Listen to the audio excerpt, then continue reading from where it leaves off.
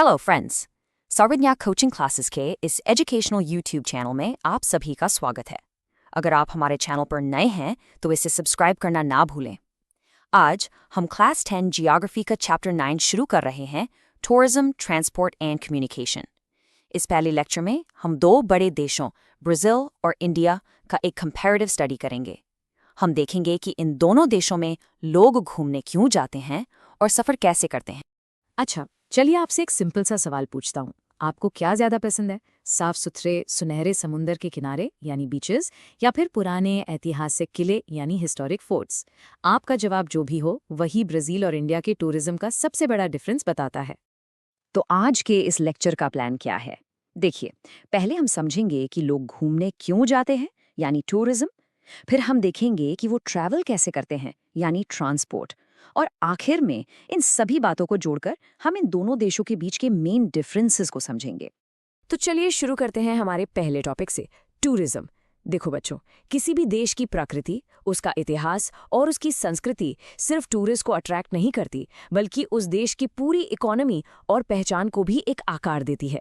जब हम ब्राजील के बारे में सोचते हैं तो यही चीजें दिमाग में आती हैं, है ना? ब्राजील की पहचान उसकी नेचुरल ब्यूटी, उसकी प्राकृतिक सुंदरता से जुड़ी हुई है। सोचो, वहाँ के साफ सुथरे लंबे लंबे सैंडी बीचेस, फिर दुनिया का सबसे बड़ा अजीबोगरीब जंगल अमेज़न रेन फॉरेस्ट, और रियो डी जेनेरो जैसे मॉडर्न सुंदर शहर जो खुद में एक टूरिस्ट डेस्टिनेशन है। ब्राजील की इसी नेचुरल वेल्थ यानी प्राकृतिक संपदा ने एक नई तरह के टूरिज्म को जन्म दिया है, जिसे कहते हैं इको टूरिज्म। अब ये इको टूरिज्म होता क्या है? इसका मतलब है ऐसी जगहों पर घूमना जहां प्रकृति हो, लेकिन इस तरह से कि पर्यावरण को यानी एनवायरनमेंट को कोई नुकसान ना हो, वहां के लोकल लोगों की रोजी रोटी चलती रहे और हमें उस जगह के बारे में कुछ सीखने को भी मिले। ब्राजील के लिए, जिसके पास अमेज़न जैसा खजाना है, ये एक बहुत तेजी से बढ़ता हुआ सेक्टर है। अब आइए इंडिया की तरफ देखते हैं। यहाँ कहानी बिल्कुल अलग है। हाँ, इंडिया में भी नेचर है, लेकिन इंडिया की असली पहचान उसकी आत्मा, उसके इतिहास में बसती है। ये जमीन हजारों साल पुरानी विरासत यानी हेरिटेज की है। ताजमहल से लेकर अजंता एलोरा की गुफाओं तक और वाराणसी जैसे तीर्थ स्थलों तक, जहां सदियों से लोग आ रहे हैं। इंडिया का हर कोना इतिहास की एक जीती जागती किताब है। और एक बहुत ही यूनिक बात, इंडिया में यहाँ का मौसम, यहाँ का क्लाइमेट खुद एक बहुत बड़ा अट्रैक्शन है। जो लोग ठंडे देशों से आते हैं, उनके लिए धूप सेकना यानी सनबेदिंग एक बहुत बड़ी चीज है। इसीलिए आप देखेंगे कि बहुत सारे विदेशी टूरिस्ट्स, खासकर यूरोप से, मीलों का सफर तय करके सिर्फ गोवा के बीचेस पर धूम का आनंद लेने आते हैं। तो इन सब का देश की इकोनॉमी पर क्या असर पड़ता है, चलिए देखते हैं।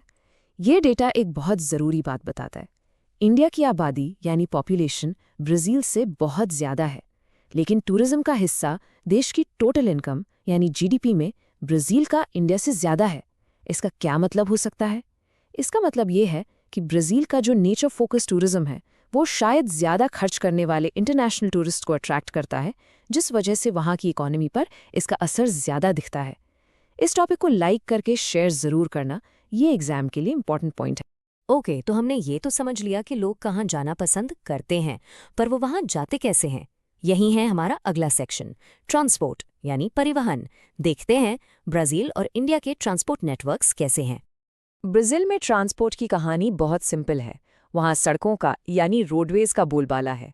वहाँ ज़्यादातर लोग और सामान अगर एक जगह से दूसरी जगह जा रहा है तो वो रोड से ही जा रहा है। ब्राज़ील का रोड नेटवर्क सबसे ज़्यादा डेवलप्ड और इस्तेमाल किया जाने वाला ट्रांसपोर्ट मोड है। अब इसकी तुलना, इसका कंपैरिजन इंडिया से कीजिए। यहाँ कहानी एकदम अलग है। हाँ, रोड्स यहाँ भी इम्पॉर्टेंट है, लेकिन रेलवेज का हिस्सा देखिए कितना बड़ा है। इंडिया में रेलवे सिस्टम सिर्फ एक ऑप्शन नहीं है, ये देश की लाइफलाइन है। रोडवेज और रेलवेज दोनों मिलकर रोज करोड़ों लोगों को उनकी मंजिल तक पहुंचाते हैं। तो ये इतना बड़ा फर्क क्यों है? इसके पीछे दो मुख्य कारण हैं। ब्राज़ील में सबसे बड़ी चुनौती है वहाँ का टेरेन यानी जमीन की बनावट। अमेज़न के घने दलदली जंगलों में रेलवे लाइंस बिछाना इंजीनियरिंग के लिहाज से बहुत मुश्किल और महंगा काम है। वहीं दूसरी तरफ इंडिया में सबसे बड़ा फैक्टर है यहाँ की घनी आबादी यानी हाई पॉपुलेशन डेंसिटी। इतने सारे लोगों को एक जगह से दूसरी जगह ले जाने के लिए एक बड़ा रेलवे नेटवर्क होना जरूरी है। ये कोई चॉइस नहीं, जरूरत है। और इसी वजह से इंडिया के ट्रांसपोर्ट सिस्टम में एक साफ बंटवारा हो गया है। लंबी दूरी के सफर के लिए एक स्टेट से दूसरे स्टेट जाने के लिए आम आदमी के लिए ट्रेन सबसे बेहतर विकल्प है, जबकि छोटी दूरी के लिए शहर के अंदर या आसपास के इलाकों में जाने के लिए लोग सड़कों का इस्तेमाल ज्यादा करते हैं। चलिए, अब तक हमने जो भी पढ़ा उसे एक साथ जोड़कर देखते हैं। इन दो बड़े देशों के बीच के जो मुख्य अंतर हैं उन्हें अब हम आसानी से समझेंगे। तो ये रहा फाइनल कंपैरिजन। ब्राजील का टूरिज्म उसकी प्राकृतिक सुंदरता पर टिका है, जबकि इंडिया का टूरिज्म उसके इतिहास और विरासत पर। ब्राजील में मुश्किल जमीन की वजह से ट्रांसपोर्ट सड़कों पर निर्भर है, वहीं इंडिया में ज्यादा आबादी की वजह से सड़क और रेल दोनों का बैलेंस जरूरी है।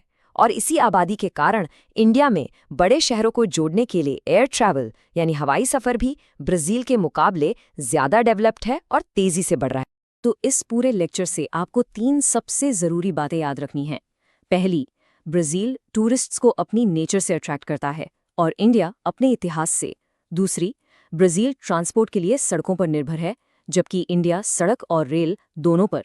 और तीसरी और सबसे इम्पॉर्टेंट बात, इस सबके पीछे का मेन कारण है दोनों देशों की ज्योग्राफी यानी भौगोलिक स्थिति और उनकी पॉपुलेशन यानी जनसंख्या। हमने देखा कि इतने बड़े देशों में करोड़ों लोग सफ़र कैसे करते हैं, लेकिन इससे एक और बड़ा सवाल उठता है, इतने बड़े और अलग अलग संस्कृति वाले देशों में लोग आपस में बात कैसे करते हैं, उनका कम्युनिकेशन सिस्टम कैसा है? यही हम समझेंगे अपने अगले लेक्चर में। हमारे साथ जुड़ने के लिए धन्यवाद। चैनल को सब्सक्राइब करके बेल आइकन ज़रूर दबाएं ताकि अगला लेक्चर मिस ना हो। और हाँ, इस टॉपिक को रिवाइज करना मत भूलना। हेलो फ्रेंड्स, सर्वज्ञा कोचिंग क्लासेस के इस एजुकेशनल यूट्यूब चैनल में आप सभी का स्वागत है। अगर आप हमारे चैनल पर नए हैं तो इसे सब्सक्राइब जरूर करें। तो चलिए आज का टॉपिक शुरू करते हैं। आज हम दो बहुत बड़े देशों की तुलना करने जा रहे हैं, ब्राजील और इंडिया। हम देखेंगे कि ये विशाल देश जो एक दूसरे से इतने दूर हैं, कम्युनिकेशन के चैलेंज को कैसे हैंडल करते हैं। मतलब हम समय यानी टाइम से लेकर आपके जेब में रखे मोबाइल फोन तक हर चीज के बारे में बात करेंगे। अच्छा, सबसे पहले चलो थोड़ा टाइम में पीछे चलते हैं। आज तो इंटरनेट है, सैटेलाइट्स हैं, लेकिन जब ये सब नहीं था तब क्या था? सोचो, अगर आपको इंडिया या ब्राजील जैसे बड़े देश के एक कोने से दूसरे कोने तक एक जरूरी संदेश भेजना हो तो कितना टाइम लगता होगा? सिर्फ भेजने में नहीं, उसका जवाब आने में इसमें 20 दिन तक लग जाते थे। सही सुना आपने। इंडिया में एक चिट्ठी या लेटर को अपनी मंजिल तक पहुंचने में ही 10 दिन लग सकते थे, और फिर उसके जवाब को वापस आने में और 10 दिन। मतलब एक छोटा सा सवाल जवाब करने के लिए लगभग 1 महीना इंतजार करना पड़ता था। और अब आज के जमाने को देखो, जो काम पहले हफ्तों में होता था वो अब आपके हाथ में पलक झपकते ही हो जाता है। ये जो लंबा सफर है, कागज से लेके वीडियो कॉल तक, यही हमारी आज की कहानी का बेस है। लेकिन टेक्नोलॉजी से पहले हमें एक और जरूरी चीज के बारे में बात करनी होगी, और वो है समय। जब कोई देश बहुत विशाल होता है तो ये पॉसिबल है कि उसके एक तरफ सूरज निकल रहा हो और दूसरी तरफ घना अंधेरा हो। अब ये एक बहुत बड़ी प्रॉब्लम खड़ी करता है, पूरे देश को एक ही घड़ी पर एक ही समय पर कैसे लाया जाए। इसका सोल्यूशन है स्टैंडर्ड टाइम। स्टैंडर्ड टाइम का मतलब है किसी देश का ऑफिशियल टाइम, जैसे सरकार मान्यता देती है। ये लीगल, कमर्शियल यानी व्यापारिक और सोशल कामों के लिए यूज होता है, ताकि ट्रेन टाइम पर चलें, बिजनेस एक साथ खुलें और सब इस बात पर अग्री करें कि अभी क्या टाइम हुआ है। लेकिन जैसा हम देखेंगे, ब्राजील और इंडिया ने इस प्रॉब्लम के 2 बिल्कुल अलग सॉल्यूशंस निकाले हैं। तो एक तरफ है ब्राजील, जिसने अपने बड़े साइज को देखते हुए एक फ्लेक्सिबल सिस्टम अपनाया, जिसमें एक से ज्यादा टाइम जोन्स हैं। और दूसरी तरफ है इंडिया, जिसने पूरे देश को एक साथ जोड़ने के लिए एक सिंगल यूनिफाइड टाइम जोन चुना। चलिए पहले ब्राजील से शुरू करते हैं और देखते हैं कि उनका सिस्टम कैसे काम करता है। क्योंकि ब्राजील ईस्ट से वेस्ट तक बहुत ज्यादा फैला हुआ है, इसे 4 अलग अलग टाइम जोन्स में बांटा गया है। ये इसलिए जरूरी है ताकि देश के हर हिस्से में दिन की रोशनी के हिसाब से टाइम सेट हो सके। ये अजीब लगेगा ना कि देश के एक कोने में दोपहर के 3 बजे सूरज बिल्कुल सर पर हो। हाँ, लेकिन 4 अलग टाइम जोन्स होने के बाद भी देश को एक ऑफिशियल रेफरेंस पॉइंट तो चाहिए गवर्नमेंट और बिजनेस के लिए। ब्राजील के लिए वो टाइम है जो उसकी कैपिटल ब्राजीलिया में होता है। ये टाइम जोन दुनिया के स्टैंडर्ड क्लॉक, जिसे ग्रीनिच मीन टाइम या जीएमटी कहते हैं, उससे 3 घंटे पीछे है। इसे GMT-3 भी कहते हैं। तो ये पॉइंट ध्यान में रखिए, ये बहुत इंपॉर्टेंट है। ब्राजील का ऑफिशियल टाइम जीएमटी से पीछे चलता है। मतलब जब लंदन में दोपहर के 12 बज रहे होंगे, तब ब्राजीलिया में सुबह के 9 ही बजे होंगे। ये इंडिया से एक बहुत बड़ा डिफरेंस है। अब चलिए इंडिया की तरफ आते हैं। इतना बड़ा देश होने के बावजूद इंडिया ने एक अलग फैसला लिया। पूरे देश के लिए एक ही टाइम, इंडियन स्टैंडर्ड टाइम यानी IST, आज़ादी के बाद लिया गया एक सोचा समझा फैसला था ताकि देश में एकता की भावना बढ़े।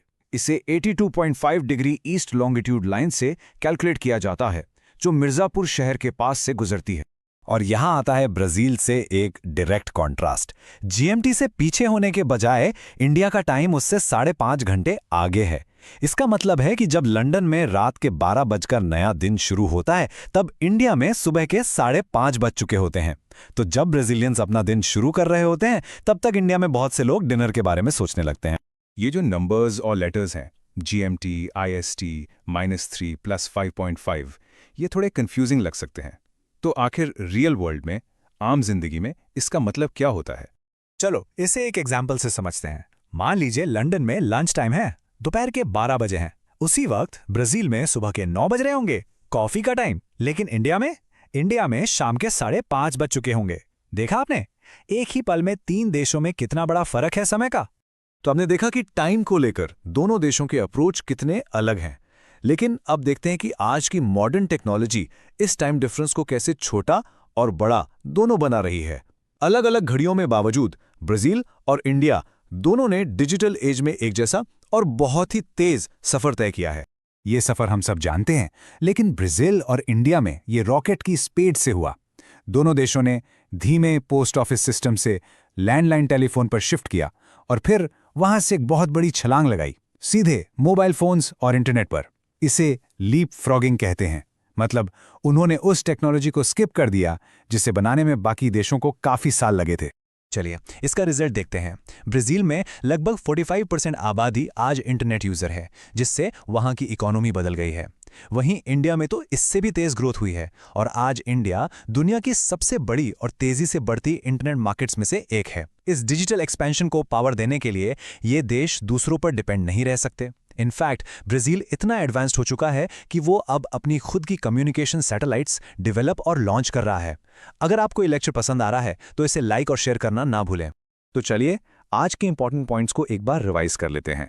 पहला, ब्राजील अपने विशाल साइज को मैनेज करने के लिए एक से ज्यादा टाइम जोन्स का इस्तेमाल करता है। दूसरा, इंडिया ने देश को एक करने के लिए एक सिंगल स्टैंडर्ड टाइम अपनाया है। तीसरा, दोनों देशों ने पुरानी टेक्नोलॉजी को छोड़कर सीधे मोबाइल और इंटरनेट टेक्नोलॉजी को अपनाया है। और चौथा, ब्राजील जैसे देश अब इतने आगे बढ़ चुके हैं कि वो स्पेस में अपना खुद का डिजिटल नेटवर्क बना रहे हैं। और अब आखिरी में एक सवाल आपके लिए। इस दुनिया में जहां कम्युनिकेशन इतना इंस्टेंट हो गया है, जहां एक टीम रियो, मुंबई और लंदन में बैठकर एक साथ काम कर सकती है, क्या वहां एक देश का टाइम को लेकर जो अप्रोच है, यूनिफाइड या वेरिड, वो अब पहले से ज्यादा मैटर करता है या कम? इस पर जरूर सोचना। हमारे साथ जुड़ने के लिए धन्यवाद। चैनल को सब्सक्राइब करें और बेल आइकन प्रेस करें ताकि आपको हमारे अगले लेक्चर्स की नोटिफिकेशन मिलती रहे। अगले लेक्चर में मिलेंगे, तब तक